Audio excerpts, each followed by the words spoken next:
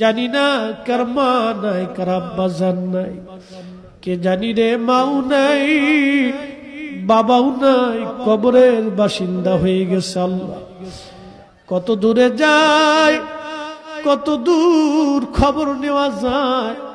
বাঁশ বাগানের নিচে, আম বাগানে, গোরস্থানে 3.5 হাত জমিনে মা ঘুমাইলো। কত বছর পার হয়, মাকে বলতে পারি না মা খাইছনি। কতদিন পার হয়, আব্বাকে বলতে পারি নাই বাবা খাইছনি। এই মাহফিল যারা সাজাইলো তাদের বাবার কুল, মায়ের কুল।